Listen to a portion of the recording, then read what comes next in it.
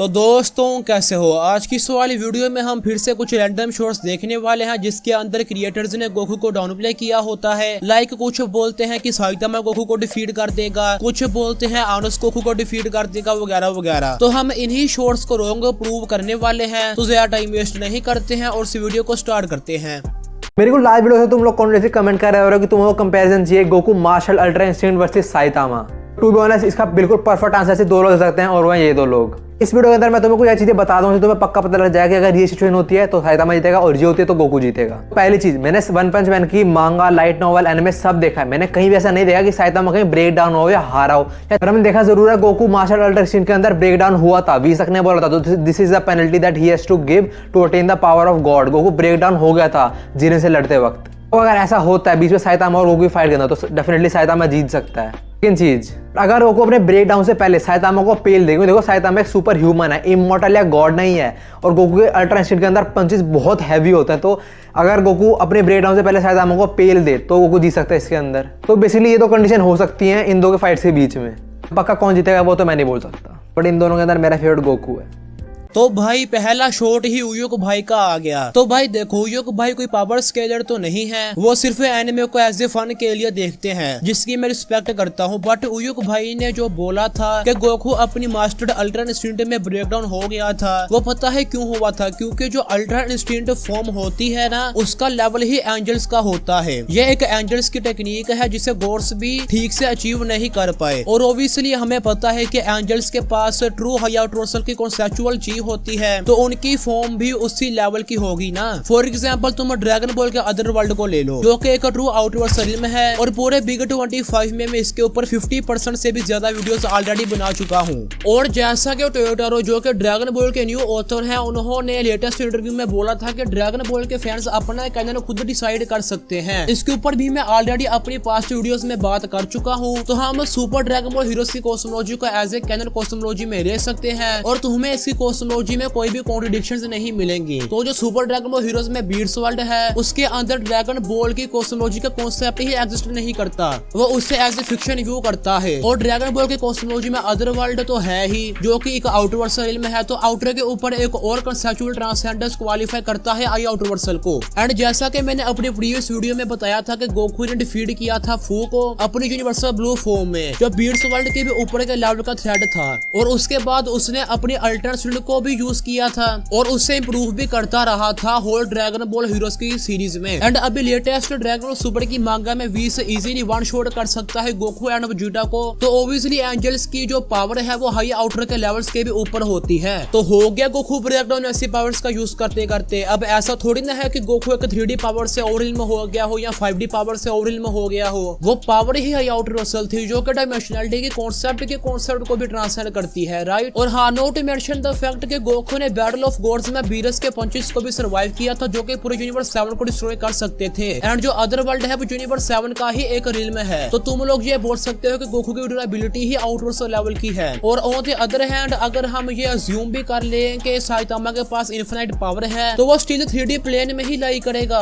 उसके ऊपर बिना प्रूफ के आर्ग्यू करना नो लिमिट फैलेसी होती है। एंड पास्ट में कुछ साइतामा के आउटवर्सल स्केल्स निकल कर आए थे जो कि एक्चुअल में प्लेटोनिक कॉन्सेप्ट्स पर बेस्ड थे। एंड एक एवरेज न्यू पावर स्केलर को भी पता है कि प्लेटोनिक कॉन्सेप्ट्स आउटवर्सल नहीं होते, वो सब्जेक्टिव चीजें होती हैं। लो हो गया डिबंक। तो इन शॉर्ट अगर मैं आप लोगों को बताऊं तो अगर साइतामा इनफिनिट ईयर्स तक भी अपनी 3D पावर या 4D पावर के पंचेस गोकू को मारता रहे, गोकू को स्टिल कुछ नहीं होगा क्योंकि 3D 4D 5D ये सब डायमेंशनलिटी के कॉन्सेप्ट क्या ही पार्ट है। एंड जो आउटवर्सल ड्यूरेबिलिटी है गोकू की वो इन कॉन्सेप्ट्स को ही ट्रांसलेट कर लेती है। आप एक बार गूगल पर ही जाके सिंपल आउटवर्सल की डेफिनेशन सर्च कर लो, आपको पता चल जाएगा। तो भाई देखो प्रोग्राम में थोड़ा चेंज रहने का, इसीलिए अब हम शॉर्ट्स की जगह डिबंक करेंगे एपिक मिस्टर की गोकू वर्सेस आनोस वाली वीडियो को। बट देखो हमारा मेन फोकस वीडियो के आर्गुमेंट्स पर होने वाला है, ना कि एपिक मिस्टर भाई को हेट देने पर। इसीलिए no hate to epic mister भाई। और वैसे भी आई गेस पवित्रा ने भी एपिक मिस्टर भाई के ऊपर वीडियो बना रखी है एंड उसने बोला था कि ये बंदा बातों को अंडरस्टैंड करता है। तो हाँ एपिक मिस्टर भाई, अगर आपको मेरी बातें रॉन्ग लगी हो तो आप मेरे डिस्कॉर्ड पर कॉन्टेक्ट कर सकते हो, हम वहाँ पर डिस्कस वगैरह कर सकते हैं वीसी में। वेल वीडियो को डिबंक करना स्टार्ट करते हैं। कुछ दिन पहले मैंने गोकू के ऊपर एक वीडियो बनाया था और भाई कमेंट सेक्शन में जो आग लगी हुई थी ना वो अलग ही लेवल की थी। यहाँ तक कि मुझे बच्चा घोषित कर दिया गया था। हालांकि मैं 21 साल का बच्चा हूँ, वो बात अलग है। और कुछ लोगों का कहना था कि इंटायर एनिमे यूनिवर्स एक तरफ और गोकू एक तरफ। भाई मतलब कोई सेंस है इस बात का? ओवेसली सेंस है इसका, क्योंकि मैंने बिग 25 में बहुत सारे एनिमे वर्सेस को स्केल कर रखा है। एंड मैं तुम्हें ऑनेस्टली बताऊं तो एक सिंगल वर्स भी आउटवर्सल लेवल पर स्केल नहीं हुआ। और इवन डीसी भी उसको भी मैंने डिबंक कर रखा है, वैंगली को भी कर रखा है, जिसे होल एनिमे कैरेक्टर से पावरफुल बताया जाता है। एंड और भी बहुत सारे कैरेक्टर्स को डिबंक कर रखा है। तो हाँ भाई, इनको पहले आउटवर्सल लेवल पर लेके जाओ, हाई आउटवर्सल तो बहुत दूर की बात है। इसीलिए पूरा एनिमे एक तरफ एंड गोकू एक तरफ। खैर ये बात कितनी सच है उसी पे आज बात करेंगे। क्या वाकई में गोकू सबसे पावरफुल है या नहीं? और इस बार हम उसका मुकाबला कराएंगे the Misfit of Demon King Academy के एनोस वोल्डिगॉड से। देखो ऐसा मैं किसी का हेटर नहीं हूँ, लेकिन एज अ एनीमे फैन मुझे बाहर आना पड़ेगा, ठीक है? और हाँ, हो सके तो आगे कहीं कहीं गलत बोल सकता हूँ। तो देख रहे हो ना, एपिक मिस्टर भाई ने पहले ही बोल दिया कि वो गलत हो सकते हैं और हम उसी गलती को तो ठीक करने आए हैं। वेल वीडियो को आगे देखते हैं। देख के चलना, कहने का मतलब गलत प्रोनाउंसिएशन भी कर सकता हूँ, तो देख के चलना, ठीक है? ड्रैगन बॉल का सयान गोकू और दूसरी तरफ है the Misfit of Demon King Academy का एनोस वोल्डिगॉड। अब सवाल ये है कि अगर ये दोनों टकराएंगे तो जीतेगा कौन? I am pretty sure 80 to 90% लोग बिना सोचे बोलेंगे गोकू। भाई आज के एरा में कोई भी गोकू नहीं बोल रहा यार। तुम खुद सोशल मीडिया यूज करते हो, वहाँ ही देख लो। हर तरफ से न्यू जेन फैंस गोकू को डाउन प्ले कर रहे हैं। कोई बोलता है वैंगलिंग गोकू को सोलो कर देगा, कोई बोलता है जिनुवो कर देगा, इवन साइतामा भी। Like bro what the fuck यार। इसीलिए तो हम जैसे पावर स्केलर्स लाइक मैं और एक्शन यूट्यूब पर गोकू को डिफेंड कर रहे हैं। एंड एक पवित्रा भी है, लेकिन अब उसने यूट्यूब लीव कर दिया है। लेकिन क्या गोकू सच में एनोस से ज्यादा पावरफुल है? इसका जवाब बहुत ही सिंपल है, नहीं। और क्यों नहीं, चलो वो भी जान लेते हैं। चलते हैं सबसे पहले हमारे ऑल टाइम फेवरेट गोकू की तरफ। गोकू वो कैरेक्टर है जिसने सिर्फ ड्रैगन बॉल यूनिवर्स में ही नहीं बल्कि पूरी एनिमे दुनिया में अपनी पहचान बनाई हुई है। गोकू एक प्योर हार्टेड सयान है जिसने अपनी जिंदगी में एक सिंपल सा गोल रखा हुआ है, सबसे ताकतवर योद्धा बनना। लेकिन गोकू की ताकत सिर्फ उसकी फिजिकल स्ट्रेंथ में ही नहीं है, उसकी सबसे बड़ी ताकत उसका नेवर गिव अप वाला एटीट्यूड है। अगर बात करें गोकू की पावर्स की, तो उसमें सबसे पहले अल्ट्रा इंस्टिंक्ट तो जरूर आता है। ये गोकू का सबसे एडवांस्ड फॉर्म है जिसमें उसका शरीर खुद ब खुद मूव करता है बिना दिमाग के इंटरफेरेंस के। इसका मतलब गोकू इतनी तेज से रिएक्ट करता है कि सामने वाले को समझ में ही नहीं आता कि हमला कब हुआ। एपिक भाई गोकू की एक्चुअल स्पीड का लेवल तो बता देते, चलो अब मैं ही बता देता हूँ। तो जैसा कि हम सबको पता है कि ड्रैगन बॉल के अंदर चीज सिस्टम वर्क करता है जो हमारी स्ट्रेंथ, स्पीड, ड्यूरेबिलिटी, हेक्सिस सबको सेम ही लेवल पर रखता है, राइट? अगर आपको अभी भी समझ में ना आया हो कि मैं क्या बोलने की कोशिश कर रहा हूँ, तो एक बार सिंपल गूगल पे सर्च कर लेना कि चीज सिस्टम कैसे वर्क करता है। तो हाँ, अगर गोकू की पावर एंड ड्यूरेबिलिटी डायमेंशनलिटी के कॉन्सेप्ट के बियॉन्ड होगी, तो ऑब्वियसली गोकू की स्पीड भी डायमेंशनलिटी के कॉन्सेप्ट की बियॉन्ड ही होगी। मतलब गोकू इवन फास्टर मूव कर सकता है टाइम से। एक बैटल में गोकू का ओपोनेंट, फॉर एग्जांपल तुम आनस को ही ले लो, उसके सोचने से पहले ही गोकू उसका गेम बचा चुका होगा। वाई? क्योंकि थॉट भी तो एक टाइम बाउंड थिंग ही है ना। तो आनस अपनी हैक्स तक भी गोकू के ऊपर यूज नहीं कर पाएगा, इतनी पावरफुल स्पीड है गोकू की। और अगेन मैंने आनस को भी डिबंक कर रखा है अपने चैनल पर। और वैसे भी आनस का कोई भी आउटवर्सल स्केल एग्जिस्ट ही नहीं करता। जो स्केल मैंने डिबंक किया था वो भी हाइपरवर्सल का था। और हर बार जब गोकू हार के करीब रहता है, आई मीन हारने वाला होता है, तभी वो और भी ज्यादा ताकतवर बनकर वापस आता है, लाइक अंडरटेकर। यही एक सयान का असली पावर है जिसको शायद जेंकाई बूस्ट भी कहा जाता है। गोकू की स्पेशल एबिलिटी की बात करें या फिर इसको आप वेपन भी बोल सकते हो, गॉड की एंड स्पिरिट बॉम्ब। गॉड की गोकू को डिवाइन पावर देता है जिसमें उसकी स्पीड और स्ट्रेंथ दोनों बहुत ही ज्यादा बढ़ जाती है। और स्पिरिट बॉम्ब ये प्योर पॉजिटिव एनर्जी से बना सबसे बड़ा हमला है जिसे रोक पाना किसी के बस में नहीं होता है ना? बताओ ये कितना पावरफुल है, फिर भी मैं एक्सेप्ट कर ही नहीं रहा। मैं कितना भाई अकेले एबिलिटीज का नेम या वो कैसे वर्क करती हैं उससे बताने से कुछ नहीं होता, तुम्हें उसके एक्चुअल लेवल्स भी बताने पड़ेंगे। वेल हमें इससे क्या, मैंने तो ऑलरेडी गोकू के लेवल्स एक्सप्लेन कर रखे हैं। वेल वीडियो आगे देखते हैं। और अब बात करते हैं एक ऐसे कैरेक्टर की जो ओवर पावर्ड की डेफिनेशन को ही बदल देता है, एनोस वोल्डिगॉड। एनोस सिर्फ एक डेमन किंग नहीं है, वो डेमन किंग है जिसने 2000 साल पहले अपनी स्ट्रेंथ और मैजिकल पावर से पूरी डेमन वर्ल्ड्स को डोमिनेट किया था। और वो डीमन वर्ल्ड किस लेवल का था ये कौन बताएगा? वेल तुम मेरे गोकू वर्सेस आनस वाले वीडियो देख सकते हो, तुम्हें इसका आइडिया हो जाएगा। एनोस ने इतना खतरनाक आतंक मचाया था कि उसे रोकने के लिए चारों तरफ पीस टेरिटरीज करनी पड़ी। लेकिन जब वो दोबारा जन्म लेता है तो वो देखता है कि दुनिया उसे भूल चुकी है, पर एनोस को इससे फर्क नहीं पड़ता क्योंकि उसकी ताकत का कोई मुकाबला ही नहीं था। एक्चुअली में फर्क पड़ता है भाई। अगर बात करें एनोस की पावर की, तो एनोस की सबसे खतरनाक ताकत वेनुस डोनवा है। ये एक ऐसी स्वर्ड्स है जो किसी भी चीज को पूरी तरह एग्जिस्टेंस से ही मिटा सकती है, चाहे वो एनर्जी हो, मैजिक हो या मैटर, कुछ भी। एनोस की इस तलवार से नहीं बच सकता है। एनोस लेकिन एक सेकंड, क्या वो एक आउटवर्सल स्ट्रेंथ या ड्यूरेबिलिटी वाले बीइंग को भी काट सकती है? और अगर तुम बिना प्रूफ के हाँ बोलोगे तो वो बर्डन ऑफ प्रूफ होगा। इतनी ताकतवर मैजिक जानता है कि वो खुद को और दूसरों को बार बार जिंदा कर सकता है। और सिर्फ यही नहीं, वो दुश्मनों को भी उनकी मौत के बाद रिवाइव करके फिर से मार सकता है। बस no to mention the fact कि ये सिर्फ एक हेक्स है और गोकू ऑलरेडी एनोस के थॉट से भी फास्टर मूव कर सकता है, तो तुम कैसे ही सोच सकते हो कि ये एबिलिटी गोकू के ऊपर वर्क भी करेगी? एंड अगेन इस एबिलिटी का लेवल कौन बताएगा?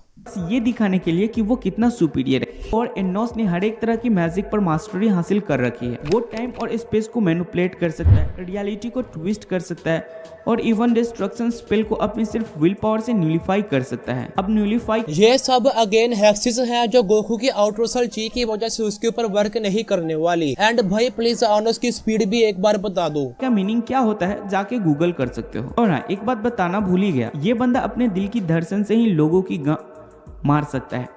सोचो, जहां गोकू को ताकतवर बनने के लिए स्पिरिट बॉम्ब बनानी पड़ती है, वहीं एनोस सिर्फ हार्ट बीट से ही गेम खत्म कर सकता है। एक बात बताओ, हार्ट को बीट होने में टाइम लगता है कि नहीं लगता? बताओ बताओ। लोल, तुम समझ गए होगे मैं क्या कहने वाला हूँ। पहले आगे देखते हैं। और हाँ, एक और बात, गोकू को स्पिरिट बॉम्ब अपने से पावरफुल ओपोनेंट्स के ऊपर ही यूज करना पड़ता है। लाइक हम ड्रैगन बॉल सुपर का एग्जांपल ले सकते हैं। जब गोकू ने जीरन के ऊपर स्पिरिट बॉम्ब यूज किया था एंड जो जीरन बैटल ऑफ गॉड से भी पावरफुल गोकू को पीट रहा था, तो ऑब्वियसली जीरन भी आउटवर्सल के ऊपर ही होगा ना। तुम लोगों को थोड़ा कॉमन सेंस यूज करके बताओ। तो जो 3D 5D या कोई भी डायमेंशनल पावर रखने वाला बीइंग है, उनके ऊपर गोकू क्यों ही स्पिरिट बॉम्ब का यूज करेगा, जबकि काम तो एक घूसंट में ही खत्म हो जाएगा। अब देखते हैं कि ये दोनों एक दूसरे के मुकाबले कैसे खड़े होते हैं, स्ट्रेंथ और स्पीड। गोकू की स्ट्रेंथ किसी से छुपी नहीं है। उसने ऐसी ऐसी फाइट्स लड़ी है जहां वो प्लैनेट्स लेवल को डिस्ट्रॉय करने वाली पावर से भी भिड़। अरे भाई, कोई एपिक भाई को बताओ, नेमिक सागा वाला फ्रीजा प्लैनेट लेवल का नहीं था, वो मल्टीवर्स प्लस लेवल का था और इवन वो 5D तक भी पुश हो सकता है। अगर तुम में से किसी को भी कोई डाउट हो तो मेरी नेमिक गोकू वाली वीडियो देख लेना। मैं अब हर वीडियो में सेम ही चीज एक्सप्लेन नहीं कर सकता। चुका है और जीता भी है। अल्ट्रा इंस्टिंक्ट्स में उसकी स्पीड इतनी तेज हो जाती है कि वो अटैक को बिना सोचे समझे डॉच कर सकता है। लेकिन एनोस की ताकत अलग ही लेवल पर काम करती है। इसके लिए माउंटेन को लिफ्ट करना या ओशियन को इवेपोरेट करना चुटकियों का खेल है। एनोस दैट्स फनी यार, दैट्स फनी। तुमने जस्ट अभी गोकू को प्लैनेट लेवल का बोला। अब मुझे ये बताओ, प्लैनेट ज्यादा पावरफुल होता है या माउंटेन? अपनी हार्ट बीट से दुश्मनों को उड़ाने की ताकत रखता है और स्पीड, इसको तो पूछो ही मत। एनोस की मैजिक उसे इंस्टेंट मूवमेंट की एबिलिटी देती। लेकिन ये कौन बताएगा कि ये टाइम के कॉन्सेप्ट के भी बियॉन्ड काम कर सकती है? एंड अगर हम एपिक भाई का लॉजिक यूज करें तो भाई गोकू के पास भी तो इंस्टेंट ट्रांसमिशन है, तो क्या दोनों सेम ही लेवल पर हुए इस लॉजिक से? देखा ऐसी सिचुएशंस में ही पावर स्केलिंग काम आती है। एंड ऑब्वियसली गोकू की एबिलिटी टाइम के कॉन्सेप्ट के भी बियॉन्ड काम कर सकती है, जिसका एक्सप्लेनेशन मैंने जस्ट कुछ मिनट्स पहले ही दिया था। बट एनोस के पास ऐसा कोई प्रूफ है ही नहीं। Durability and endurance.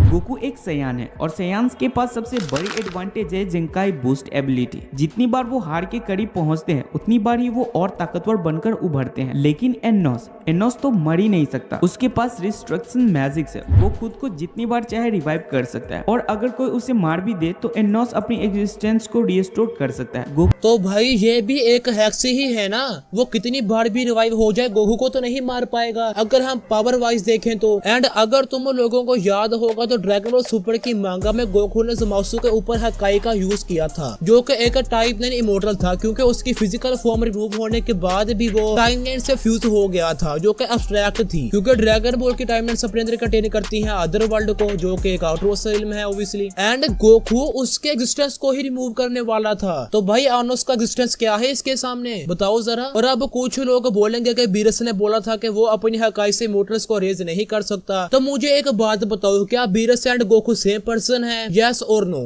के पास आइकॉनिक मूव है जैसे कामेहामेहा, स्पिरिट बॉम्ब और इंस्टेंट ट्रांसमिशंस। अल्ट्रा इंसेक्ट्स में गोकू का फाइटिंग स्टाइल इतना अनप्रेडिक्टेबल हो जाता है कि वो किसी भी सिचुएशन को कंट्रोल में ले सकता है। लेकिन एनोस के पास वेनस डुआना है। ये सिर्फ एक तलवार नहीं, ये एब्सोल्यूट डिस्ट्रक्शन का सिंबल है। गोकू के जितने भी एनर्जी अटैक्स है, एनोस उन्हें सिर्फ अपनी मर्जी से इरेज कर सकता तो देखो भाई, अब वही एक्सिस वाली सेम ही चीजें रिपीट हो रही हैं, तो हम इस वीडियो को यहाँ पर ही स्टॉप कर देते हैं। तो in short, Goku just badly slam Anos in always. तो दोस्तों, आज की इस वाली वीडियो में इतना ही। मैं मिलता हूँ आपसे नेक्स्ट वीडियो में एक और न्यू टॉपिक के साथ। तब तक के लिए take care and good bye.